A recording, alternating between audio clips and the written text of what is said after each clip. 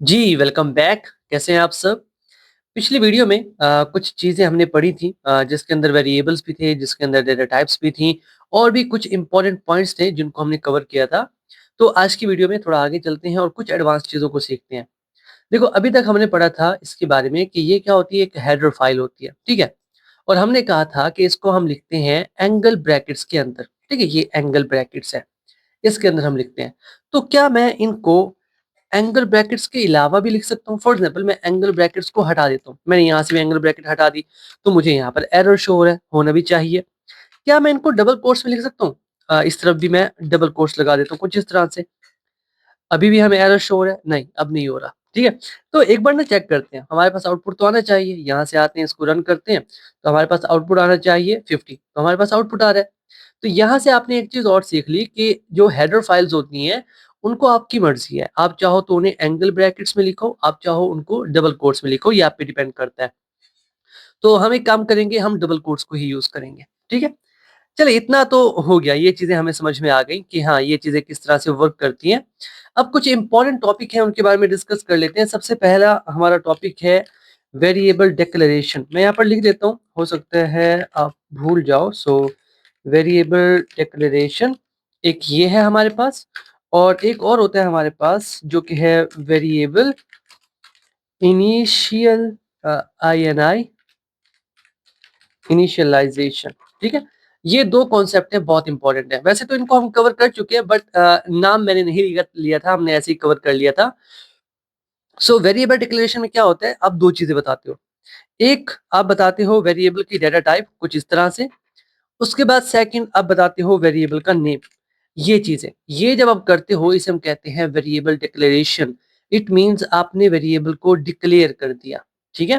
तो जब भी आपसे कोई कहे ना कि वेरिएबल डिक्लेयर करो, तो इस तरह से होता है। हम वेरिएबल की डेटा टाइप बताते हैं और साथ में हम वेरिएबल का नाम बताते हैं। कोई भी नाम हो सकता है, मैंने यहाँ पर एज सेट किया है, आप कुछ भी सेट कर सकते हो। तो ये तो हो गया वेरिएबल डिक्लेरेशन। अब इसके अंदर ना एक इशू भी है। इशू क्या है, देखो अभी मैंने ना इसको कोई वैल्यू नहीं दी, आपके सामने ही है। मैंने एज को कोई वैल्यू नहीं दी, मैंने सिर्फ एज को डिक्लेयर कर दिया है।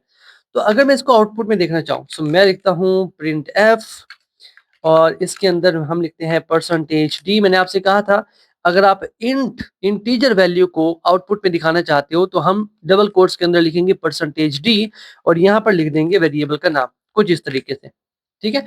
तो टेक्निकली क्या होगा, जब ये आउटपुट आएगा तो परसेंटेज डी की जगह पे इस वेरिएबल की वैल्यू आ जाएगी और परसेंटेज डी जो है वो गायब हो जाएगा। तो ये जो एज है, अभी इस वेरिएबल के अंदर हमने कोई वैल्यू नहीं दी। स्टिल हम इसको चेक करना चाहते हैं कि क्या इसके अंदर कोई वैल्यू है, तो इसको रन करते हैं और यहाँ पर देखिए हमारे पास एक वैल्यू है। अजीब बात है ना, हमने कोई वैल्यू दी ही नहीं एक वेरिएबल को, और जब उसकी वैल्यू को देखना चाह रहे हैं तो उसके अंदर एक वैल्यू है, और अच्छी खासी वैल्यू है, काफी बड़ी वैल्यू है। तो इसे हम कहते हैं गार्बेज वैल्यू। मेरी बात को समझिएगा। जब आप वेरिएबल को डिक्लेयर करते हैं, आपने वेरिएबल की डेटा टाइप लिखी, आपने वेरिएबल का नाम लिखा, तो इट मींस आपने उसे कर दिया डिक्लेयर। तो जब आप वेरिएबल को डिक्लेयर करते हो, उसको वैल्यू नहीं देते, तो कंपाइलर खुद से उसको एक वैल्यू दे देता है, जिसे हम कहते हैं गार्बेज वैल्यू। और ये चीजें हमें परेशान करती हैं। देखो, अगर मैं यहाँ पर एज ना होता, यहाँ पर num1 होता और मैं कोई कैलकुलेशन कर रहा होता, तब तो इशू होता हमें। क्लियर? मतलब मैं आपको समझा देता हूँ। मैं यहाँ पर लिख रहा हूँ नम, ठीक है, 1, और मैंने इसको वैल्यू नहीं दी। मैं नीचे आके ना इसको वैल्यू दे रहा हूँ कुछ इस तरह से, ठीक है। तो हो सकता है यहाँ पर कंपाइलर इसको देखे कि यार ये वेरिएबल तो खाली है, इसके अंदर तो कुछ है ही नहीं, तो वो इसको कोई ना कोई वैल्यू दे देगा, जिसे हम कहते हैं गार्बेज वैल्यू। आगे जाके जब आप कोई कैलकुलेशन करोगे और आप समझ रहे होगे कि इसका आंसर, फॉर एग्जांपल मेरे पास num1 20 है, मैं num2 ले लेता हूँ 20, और मैं कहूंगा कि यार इनको ऐड करने से 40 आंसर आएगा, और हो सकता है वो ना आए, क्योंकि कंपाइलर ने खुद से वैल्यू दे दी, जिसको हम कहते हैं गार्बेज वैल्यू। तो अच्छी प्रैक्टिस ये होती है कि हम सेकंड स्टेप को भी साथ में करें, which is variable initialisation. Variable initialisation का मतलब होता है कि जब आप वेरिएबल को डिक्लेयर कर रहे हो, फॉर एग्जांपल यहाँ पर मैंने एक, हर बार इंट नहीं बनाते, इस बार फ्लोट बना देते हैं। फॉर एग्जांपल मैंने ना एक वेरिएबल डिक्लेयर किया जो है एवीजे, इसका नाम है, आप कोई भी नाम रख सकते हो। उसी वक्त अगर आप उसको कोई वैल्यू दे देते हो, तो इसे हम कहते हैं इनिशियलाइजेशन। दोबारा से रिपीट करता हूँ, वेरिएबल की डेटा टाइप बताना और उसका नाम बताना, इसको कहते हैं डिक्लेरेशन। असाइनमेंट ऑपरेटर लगा के वेरिएबल को कोई वैल्यू दे देना, उसको कहते हैं इनिशियलाइजेशन। इन द फ्यूचर कभी भी आपसे कोई कहे कि इस वेरिएबल को इनिशियलाइज करो, इस वेरिएबल को इनिशियलाइज करो, तो इनिशियलाइज का मतलब होता है कि भाई उस वेरिएबल को कोई ना कोई वैल्यू दो। तो ये कॉन्सेप्ट तो हमारे हो चुके हैं क्लियर कि किस तरह से इनिशियलाइज किया जाता है। आई होप आप भी समझ चुके होंगे। अब एक काम करते हैं, नीचे आते हैं और मैं ना इनको कमेंट में चेंज कर देता हूँ। ये मैंने कमेंट में चेंज कर दिया, ये भी मैंने कमेंट में चेंज कर दिया। साथ के साथ मैं आपको बता देता हूँ कमेंट क्या होता है। कमेंट हमारे कोड की वो लाइनें होती हैं जो एग्जीक्यूट नहीं होती। क्लियर? इसलिए यहाँ पर देखिए एज में हमें एरर शो हो रहा है। वो कह रहा है एज जो है वो कहीं पर आपने डिफाइन ही नहीं किया क्योंकि हमने उसे कमेंट बना दिया। तो कमेंट्स आपके कोड की वो लाइनें होती हैं जो एग्जीक्यूट नहीं होती। इनको हम कहाँ यूज करते हैं? जहाँ हमने बताना होता है कि हमारा कोड क्या कर रहा है। जैसे मैंने आपको बताया कि वेरिएबल डिक्लेरेशन क्या होता है और नीचे मैंने वेरिएबल डिक्लेरेशन करके दिखाया, तो ऊपर मैंने एक कमेंट बना दिया। ये एग्जीक्यूट नहीं होगा। तो कमेंट्स हमारे कोड के वो पार्ट होते हैं जो एग्जीक्यूट नहीं होते। एंड आई होप ये कॉन्सेप्ट आपका क्लियर हो चुका होगा। चले, इसको यहाँ से मैं रिमूव कर देता हूँ और अब ना थोड़े ऑपरेटर्स के बारे में बात कर लेते हैं। नॉर्मल ऑपरेटर्स का तो आपको पता है, आपको plus minus multiply divide in सारे ऑपरेटर्स का आपको पता है। इसी तरह से कुछ और ऑपरेटर्स भी होते हैं जिनमें हमारे पास लॉजिकल ऑपरेटर्स भी होते हैं जिनको हम यूज करेंगे इफ एल्स के साथ। वो ज्यादा अच्छे से समझ में आते हैं इसलिए हम उनको इस वीडियो में कवर नहीं करेंगे। इसके अलावा हमारे पास कंपैरिजन ऑपरेटर्स भी होते हैं जो कि less than, greater than, equal to, वो वाली चीजें उनको भी हम इफ एल्स। अब आप सोच रहे होगे कि इफ एल्स क्या है, उसको भी हम डिटेल से कवर करेंगे, आपने कंफ्यूज नहीं होना। ठीक है, यहाँ पर एक दो चीजें वो मैं आपको करके दिखा देता हूँ। फॉर एग्जाम्पल मैं कहता हूँ कि यार मेरे पास ना एक फ्लोट का वेरिएबल है जिसका नाम है num1 और इसकी वैल्यू है 20.5। ठीक है, और मैं कहता हूँ कि मेरे पास ना फ्लोट का एक और वेरिएबल है जिसका नाम है num2 और इसका नाम भी सेट कर लेते हैं, 2 बार यू आ चुका है और इसकी वैल्यू है 0.0। और मैं क्या करना चाहता हूँ, मैं num1 को डिवाइड करना चाहता हूँ num2 के साथ। ठीक है, और फिर जो आंसर आएगा उसके लिए एक और वेरिएबल बना लेता हूँ और उसको नाम दे दूंगा आंसर। और यहाँ पर मैं num1 फिर से लिख देता हूँ। ठीक है, जरूरी नहीं है कि आप यहाँ पर आंसर ही वेरिएबल का नाम सेट करो, आप कोई भी नाम सेट कर सकते हो। अब मैं देखना चाहता हूँ कि इसका आउटपुट हमारे पास क्या आएगा। मैं प्रिंट एफ लिखता हूँ। अब मेरे पास क्योंकि फ्लोट है तो मैं परसेंटेज एफ लिख दूंगा। ठीक है, देखो ना, ये हमारे पास फ्लोट है, ये आंसर वेरिएबल की जो टाइप है वो फ्लोट है और यहाँ पर कॉमा लगा के मैं आंसर वेरिएबल का नाम लिख दूंगा कुछ इस तरह से। अब क्या होगा, जैसे ये कोड एग्जीक्यूट होगा आंसर वेरिएबल की वैल्यू इस परसेंटेज एफ की जगह शो होगी। बट क्या हमें आउटपुट मिलेगा भी? एंड द आंसर इज, हमें एक एरर मिलने वाला है। Let me show you. यहाँ से इसको मैं रन कर लेता हूँ। Okay, so we are not getting error but हमारे पास ना एक अजीब सा आउटपुट आ रहा है, काफी अजीब सा आउटपुट है। ऐसा क्यों हो रहा है? देखो, आपने मैथ पढ़ी होगी, मैथ के अंदर क्या होता है, कोई भी नंबर जीरो से डिवाइड नहीं हो सकता, कोई भी नंबर जीरो से डिवाइड नहीं हो सकता। तो यहीं पर हमने क्या किया, हमने num1 को num2 से डिवाइड किया और num2 जो है वो जीरो है। अगर मैं पॉइंट हटा दूं और सिर्फ जीरो लिखूं तब भी हमारे पास यही आएगा। रन करते हैं, देखो वही आ रहा है।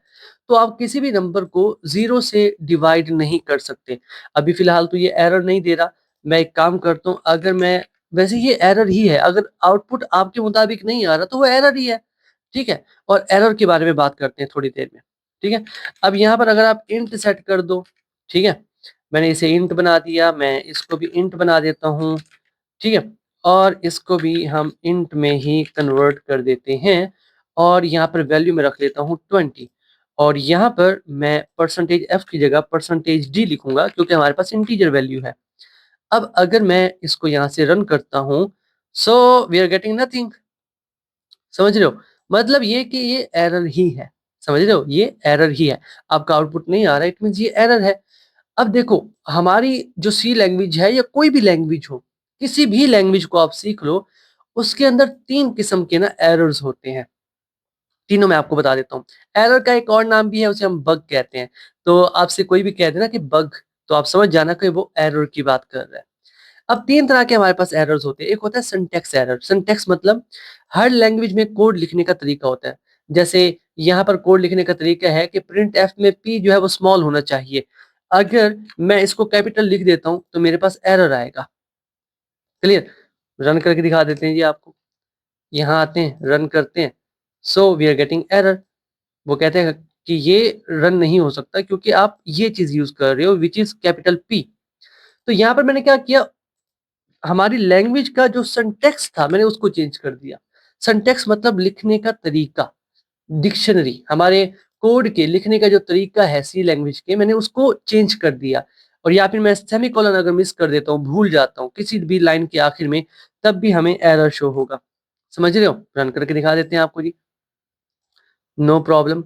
यहाँ पर देखें फिर भी हमें एरर शो हो रहा है और वो बता रहा है कि यहाँ पर भाईजान सेमीकोलन जो है वो मिसिंग है, आप सेमीकोलन लेके आ जाओ। क्लियर? तो मतलब ये कि अगर आप किसी भी लैंग्वेज के अंदर सिंटैक्स के साथ छेड़छाड़ करते हो, तो उसमें आपको एरर मिलेगा और उसको हम कहते हैं सिंटैक्स एरर। उसके बाद हमारे पास दूसरे नंबर पे होता है logical error which is very difficult to find. देखो सिंटैक्स एरर में क्या था, अगर मैं यहाँ से सेमीकोलन हटा देता हूँ और इस कोड को मैं रन करता हूँ, तो मेरे पास फ़ायदा क्या है, मुझे कंपाइलर बता रहा है एरर एक्सपेक्टेड दिस। ठीक है? वो कह रहे हैं हमारे पास कॉमा है, लगाओ या फिर सेमीकोलन लगाओ। ठीक है जी। और जैसे हम यहाँ पर आएँगे, हमें यहाँ पर ये बता भी रहा है कि ये जो लाइन है ना आपकी, यहाँ पर आप जाओ। तो मैं यहाँ इस लाइन में आऊँगा और इससे पहले ये वाली जो लाइन है यहाँ पर सेमीकोलन लगा दूँगा, मतलब इस एरर को ढूँढना आसान है।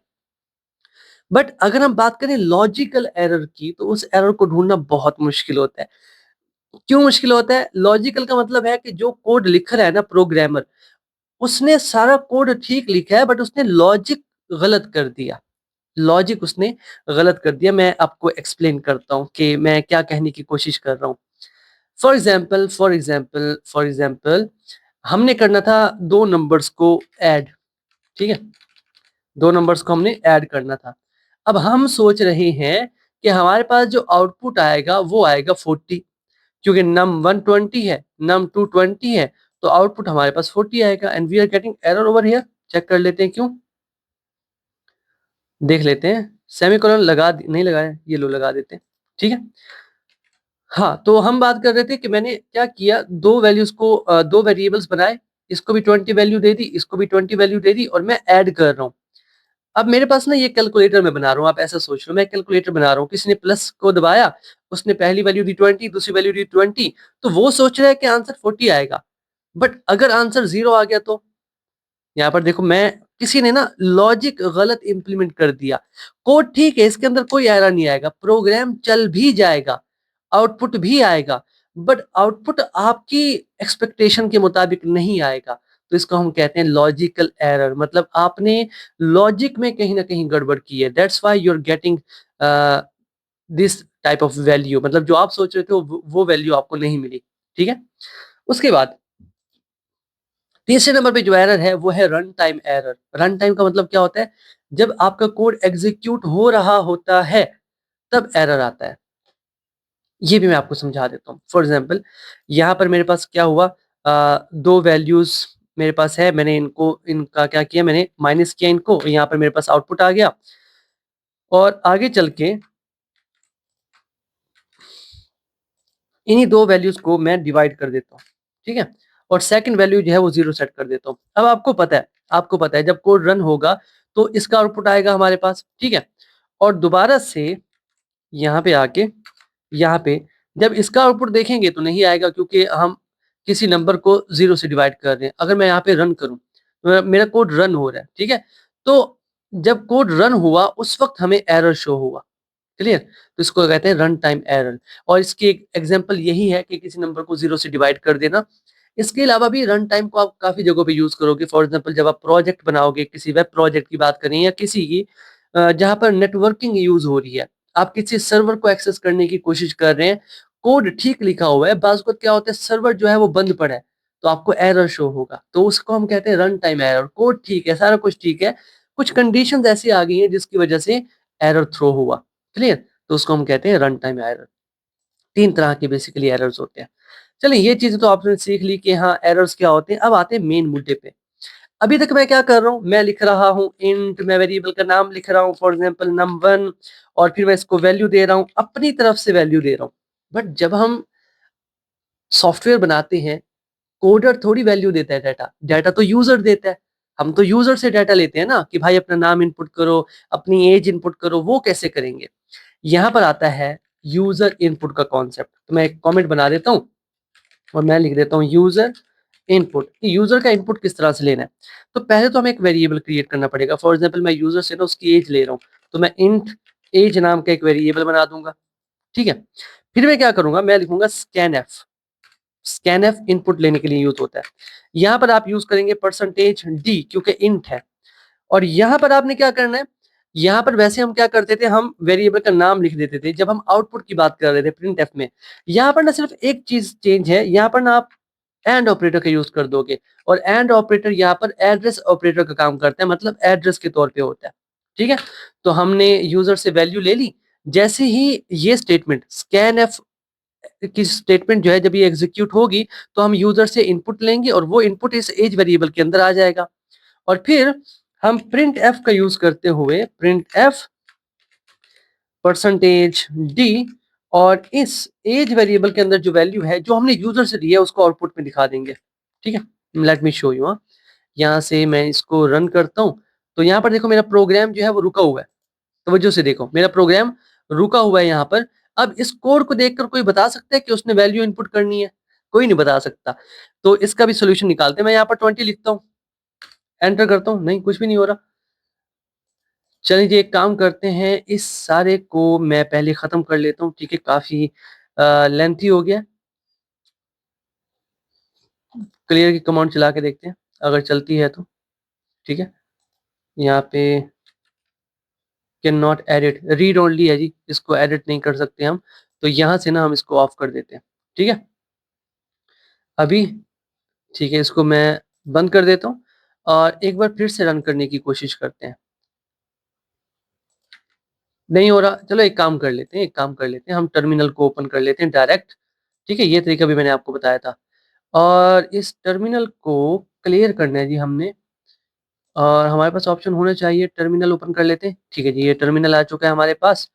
और पहली वीडियो में, कल की जो वीडियो थी उसी के अंदर मैंने आपको तरीका बताया था इसको रन करने का। थोड़ा वेट कर लेते हैं, आई थिंक मेरा सिस्टम थोड़ा स्लो हो रहा है, so we should wait. Okay, हमारे पास आ चुके हैं। तो हमने लिखना है जीसीसी, और उसके बाद हम लिखेंगे फर्स्ट, हमारी जो फाइल का नाम है फर्स्ट डॉट सी। एंटर करेंगे तो ये कंपाइल हो चुकी है, और हमारे पास एक फाइल आ चुकी होगी एग्जीक्यूटेबल, ये रही फर्स्ट डॉट ई एक्स ई, ठीक है। तो हम क्या करेंगे, डॉट स्लैश, वहां पर नहीं, इधर आके करना है, यहाँ पर हम करेंगे डॉट स्लैश, और फिर लिखेंगे फर्स्ट डॉट ई एक्स ई, ये रही। तो एंटर करते हैं, तो हमारे पास हमारा, अब देखो यहाँ पर कुछ शो नहीं हो रहा। अब ये प्रोग्राम वेट कर रहा है कि मैं इसको कुछ इनपुट दूं। बेसिकली इस वक्त ना हम इस स्टेटमेंट पे हैं, यहाँ पे हैं, अब ये वेट कर रहा है। अब जैसे मैं यहाँ पर कोई वैल्यू देता हूँ और एंटर करता हूँ, तो क्या हुआ, ये वैल्यू इस एज वेरिएबल के अंदर आई और फिर हमने उसी को आउटपुट में शो कर दिया। क्लियर? हो सकता है पहली बार में आपको थोड़ी मुश्किल हो, बट आहिस्ता-आहिस्ता आप सीख जाओगे कि हाँ, ये हो क्या रहा है। ठीक है, वक़्त लगेगा थोड़ा, नो डाउट वक़्त लगता है, सभी को लगता है, बट आप सीख जाओगे। एट द एंड आपको पता होगा कि आप क्या कर रहे हो। ठीक है? अभी यहाँ पर ना आप मुझसे एक क्वेश्चन कर सकते हो कि यहाँ पर ना आपने वेरिएबल को डिक्लेयर किया, आपने डेटा टाइप बताई, आपने वेरिएबल का नाम बताया, आपने इनिशियलाइज़ तो किया ही नहीं। तो अगर उसने अपनी तरफ से कोई वैल्यू दे दी कंपाइलर ने, तो हम यहाँ पर अपनी तरफ से 0 दे देते हैं। ठीक है? कि हाँ 0। तो वेरिएबल की वैल्यू आपको याद होगा, हमने पिछली लेक्चर में वेरिएबल के बारे में पढ़ा था, that the value of variable can change. Variable की वैल्यू आप चेंज कर सकते हो, याद रखना। आई थिंक हमने पढ़ा था, अगर नहीं पढ़ा था तो अब मैंने आपको बता दिया। वेरिएबल की वैल्यू आप चेंज कर सकते हो, ठीक है? तो मैं इसको रन करता हूँ दोबारा से, यहाँ से नहीं करना, यहाँ से नहीं करना, टर्मिनल को ओपन कर लेते हैं, वहीं से हमारे लिए ठीक रहेगा टर्मिनल। और यहाँ पर फिर से हम लिखते हैं जीसीसी और फर्स्ट डॉट सी, कंपाइल हो चुका है। अब उसके बाद हमने करना है इसको रन, तो dot slash first dot E X E, run करते हैं। यहाँ से वेट कर रहे हैं, 25 देता हूँ, एंटर करते हैं तो 25 आउटपुट में आ रहा है। अब यहाँ पर जो चीज मैं आपको समझाना चाहता हूँ उसको बड़ी गौर से समझिएगा, बहुत इंपॉर्टेंट है। अभी 25 मेरे पास आउटपुट आ रहा है, जैसे मैंने टर्मिनल को यहाँ से एंड किया, अब वो मेरा आउटपुट कहाँ होगा? सोचने वाली बात है ना। हमने एक कैलकुलेशन की और फिर हमारे पास आउटपुट भी आया, और जब ही जैसे मैंने कोड को क्लोज किया, एग्जीक्यूशन को बंद किया, तो वो वैल्यूज मुझे कहीं नहीं मिल रही, मेरे सिस्टम के अंदर, मेरे कंप्यूटर के अंदर कहीं पर वो वैल्यूज आपको नहीं मिलेंगी। तो वजह क्या है इसकी? इसकी वजह ये है कि जो हमारे वेरिएबल्स होते हैं वो रैम के अंदर क्रिएट होते हैं। रैम क्या है? Random access memory. इसके अंदर डाटा सिर्फ उतनी देर के लिए रहता है जितनी देर डाटा एग्जीक्यूट हो रहा होता है। जैसे ही डाटा की एग्जीक्यूशन कंप्लीट होती है, रैम में से डाटा ऑटोमेटिकली डिलीट हो जाता है। ठीक है, तो वेरिएबल्स कहाँ क्रिएट होते हैं? रैम में क्रिएट होते हैं।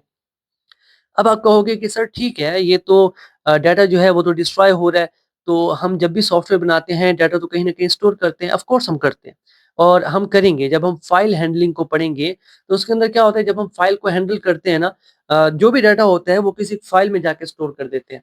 या फिर हम किसी बड़े सॉफ्टवेयर की बात करें, तो जो भी डाटा होता है किसी डेटाबेस में जाके हम स्टोर कर देते हैं। ठीक है? तो ये चीज़ें आप वक़्त के साथ-साथ सीख जाओगे। अभी फ़िलहाल के लिए जो आपने सीखा कि यूज़र से जो इनपुट है वो कैसे लेना है। और यहाँ पर मैं एक और चीज़ का इज़ाफ़ा कर देता हूँ, प्रिंटफ जब भी आप यूज़र से इनपुट लो तो उसको एक मैसेज शो कराओ। फॉर एग्ज़ाम्पल मैं कहता हूँ एंटर यूअर ऐज, ताकि उसको पता चले हम क्या कहना चाह रहे हैं। अब देखो, अब अगर मैं इस कोड को रन करके दिखाऊँ ना, अब आपको समझ में आएगा कि हाँ, मैंने क्या किया है। तो यहाँ पर आते हैं, मैं लिखता हूँ जीसीसी और हम लिख देते हैं फर्स्ट डॉट सी, सॉरी गलत हो गया। जीसीसी फाइल का नाम है फर्स्ट डॉट सी। एग्जीक्यूट हो चुका नहीं, एग्जीक्यूट गलत हो गया कुछ। एफ आई आर, अच्छा एफ सी सी लिख दिया। डिलीट करते हैं जी इसको और टर्मिनल को दोबारा से ओपन कर लेते हैं। ठीक है, जी सी सी, अब ठीक है। फर्स्ट डॉट सी एंटर करते हैं, कंपाइल हो चुका है। Dot slash first dot E X E enter. अब देखना, गौर करना यहाँ पर क्या होता है। वेट करते हैं, थोड़ा स्लो है, वेट करना पड़ेगा थोड़ा। सो हमारे पास आना चाहिए। अरे वाह! हमने सोचा था कि यहाँ पर हमारे पास प्रिंट एफ में शो होगा एंटर योर एज, पर यहाँ पर हमें कहीं पर एंटर योर एज शो नहीं हो रहा। अगर मैं एंटर करता हूँ, सॉरी वहाँ पर नहीं, just give me a second. यहाँ पर आके अगर मैं एंटर करता हूँ, नहीं, वैल्यू दूँ, एंटर करता हूँ, तब आ रहा है। मतलब क्या हो रहा है यहाँ पर कि ये जो प्रिंट एफ है हमारा, ये वाला, ये आउटपुट में शो नहीं हो रहा।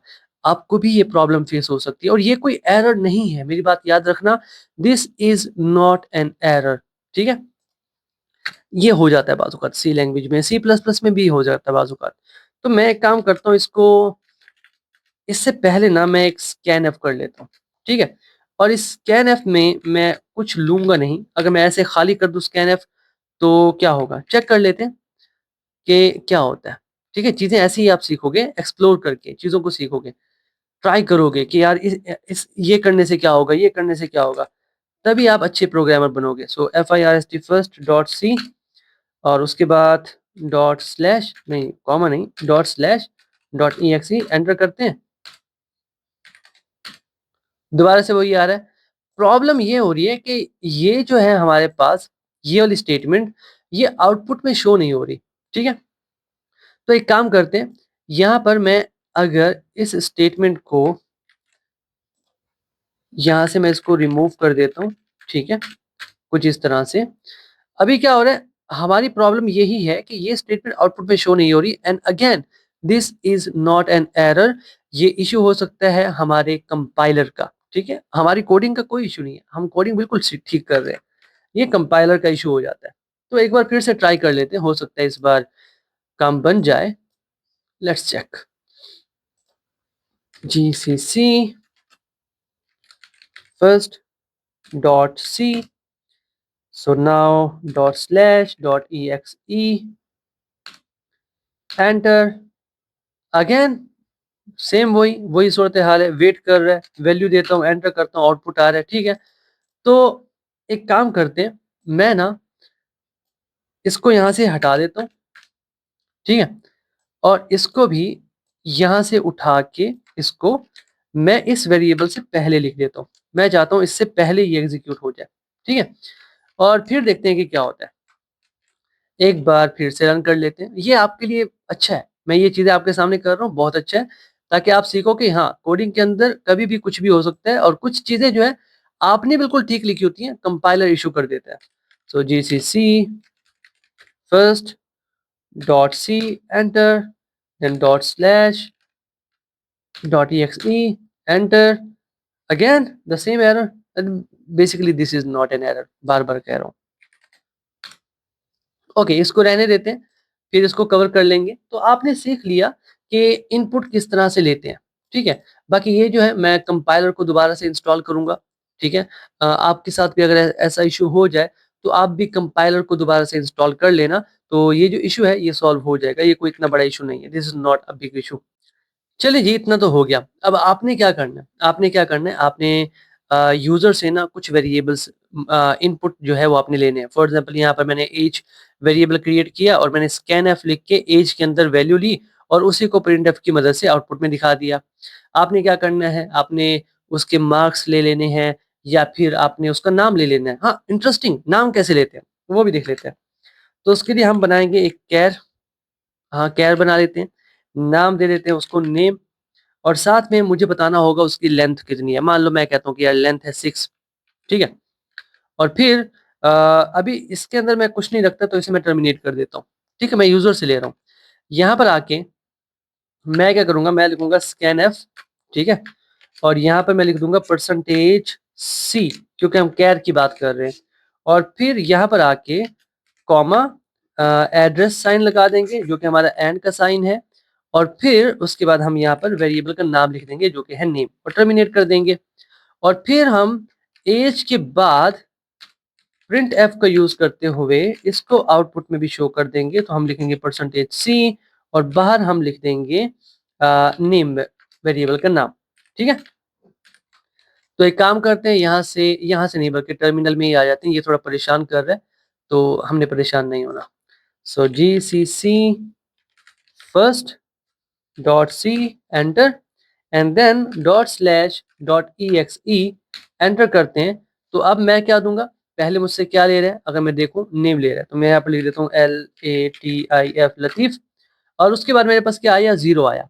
अब यहाँ पर एक और प्रॉब्लम, ठीक है? यहाँ पर एक और प्रॉब्लम, क्या प्रॉब्लम है जरा गौर से देखना। हमने किया स्कैन एफ, मैंने नेम इनपुट किया और उसके बाद मैं सोच रहा था कि वो मुझसे लेगा एज की वैल्यू, थोड़ा वेट करेगा, लेकिन उसने वेट नहीं किया। उसने क्या किया, एज की वैल्यू को प्रिंट करा दिया जो कि 0 थी और नेम की वैल्यू को भी। एक सेकंड, हाँ एक सेकंड, छींक आ रही थी, वापस चली गई। चलें, तो प्रॉब्लम तो ये आ रही है हमारे पास, ठीक है? तो मैंने नाम दिया, उसने मेरे नाम को आउटपुट में शो किया और एज को ऐसे ही शो कर दिया, मैंने कहा ही नहीं। और अगर आप यहाँ पर फ़ोकस करें, तो पहले मैं ऐज को आउटपुट में शो कर रहा हूँ, बट यहाँ पर तो नाम आ रहा है आउटपुट में पहले और उसके बाद मैं नाम को कर रहा हूँ, बट बाद में तो मेरे पास ये आ रहा है। मेरी बात को समझिएगा, ये चीज़ें ऐसी हैं जिनके बारे में कोई बात नहीं करता, बट मैं चाहता हूँ कि हम इनके बारे में बात करें और मैं फिर से कहूँगा ये कोई एरर नहीं है, ये कोई एरर नहीं है। ये ऐसी चीज़ें हैं जो कि आपको बिला वजह परेशान कर सकती हैं। चलिए जी, मैं एक काम करता हूँ, इस स्कैनफ के बाद ना एक प्रिंटफ लिख लेता हूँ, प्रिंटफ, और मैं यहाँ पर कर देता हूँ एंटर यूअर एज, सिर्फ चेक करने के लिए कि अगर मैं 2 स्कैनफ के दरमियान में आ रहा हूँ तब क्या होगा।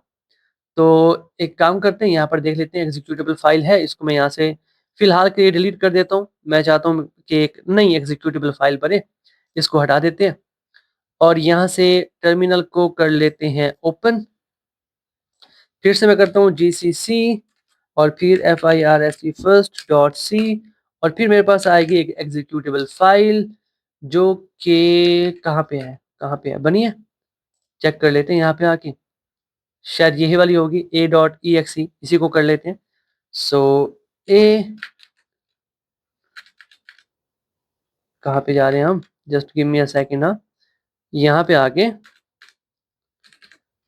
ये A.exe इसको रन करते हैं तो मेरे पास आ रहा है, क्या बात है, मेरे पास आ रहा है एंटर यूअर एज, ठीक है? ये तो आ रहा है। अगर मैं एज एंटर करूँ यहाँ पे तो क्या होगा, एंटर किया तो बड़े अजीब सा आ रहा है, नहीं? एंटर यूअर एज आया एक बार, फिर एंटर यूअर एज दोबारा आया, प्रॉब्लम हो रही है। हम लिख क्या रहे हैं, आ क्या रहा है? तो मैं इसको कॉपी कर लेता हूँ और इससे पहले भी लिख देता हूँ और यहाँ पर मैं कह देता हूँ एंटर यूअर नेम, ठीक है? अब मैं क्या कर रहा हूँ, बोर नहीं होना, मैं आपसे पहले बता रहा हूँ, बोर नहीं होना। ये चीज़ें, इन चीज़ों के बारे में बात नहीं होती, बाद में जाके ये चीज़ें आपको परेशान करती हैं, इसलिए मैं इस पे फ़ोकस कर रहा हूँ। सो एंटर योर नेम, तो यहाँ पर नेम आ जाएगा। एंटर योर एज का मैसेज शो होगा, यहाँ पर एज आ जाएगा और दोनों हम आउटपुट में शो कर देंगे। सो यहाँ से मैं आता हूँ, एग्जीक्यूटेबल फाइल को डिलीट कर देता हूँ, मैं नहीं चाहता कोई पुराना कोड इसमें रहे। सो डिलीट कर दिया और अब टर्मिनल को कर लेते हैं यहाँ से हम open. Just give me a second ना, यहाँ से मैंने टर्मिनल को ओपन किया, जीसीसी first.c और अब मेरे पास एक फाइल आ चुकी होगी जो कि है a.exe। सो डॉट ऊपर चला जाता है यार, यहाँ पे आ डॉट, ये आ गया, एंटर करता हूँ। अब मेरे पास दोनों मैसेज एक साथ आ रहे हैं, क्या बात है। मेरे पास एंटर योर एज भी आ रहा है, मेरे पास एंटर योर नेम भी आ रहा है, दोनों मैसेजेस एक साथ आ रहे हैं। चल मैं ये काम कर लेता हूँ, LATIF लतीफ मैंने ये दिया, फिर मेरे पास आया एंटर योर एज, एज की वैल्यू उसने खुद से दे दी। देख रहे हो आप, ये मैं ऐसे ही चला जाता, मैं ना करता, क्या करते आप या कैसे आप समझते, ये चीजें बाद में परेशान करती हैं। So this is not an error, this is not an error. और इसका सोल्यूशन हम निकाल सकते हैं, क्यों नहीं निकाल सकते, we are programmer, but still मैं आपको बार बार कह रहा हूँ this is not an error. ठीक है, ये ऐसी चीजें हैं जो आप फेस कर सकते हो। अभी मैं आपके साथ कर रहा हूँ ताकि आप जब आप फेस करो तो आप ये ना समझो कि यार आप अकेले हो, सभी ये फेस करते हैं। ठीक है, ओके, चलिए जी, अभी हमने क्या-क्या कवर कर लिया, एक बार रिकैप करते हैं। हमने बात की वेरिएबल डिक्लेरेशन के बारे में, वेरिएबल इनिशियलाइज़ेशन के बारे में बात की हमने। हमने यूज़र इनपुट कैसे लेना है, उसके बारे में हमने बात की। और उसके बाद हमने देखा कि वेरिएबल्स कहाँ क्रिएट होते हैं, रैम में क्रिएट होते हैं, इसके बारे में भी हमने पढ़ लिया। और हमने एरर्स की टाइप्स के बारे में बात की, जैसे सिंटैक्स एरर है, लॉजिकल एरर है, रन टाइम एरर है, इन सब के बारे में हमने बात की। तो आज की वीडियो यहीं तक है। नेक्स्ट वीडियो में हम थोड़ी और एडवांस चीज़ें सीखेंगे और ये जो प्रॉब्लम हम अभी फेस कर रहे हैं, आपने फेस करनी है, खुद से ट्राई करना है, देखना आपका कंपाइलर सही काम कर रहा है, तो मुझे कमेंट सेक्शन में बताना है कि आपका कंपाइलर ठीक काम कर रहा है। ठीक है? मिलते हैं आपसे नेक्स्ट वीडियो में, तब तक के लिए keep connected and keep coding. Thank you.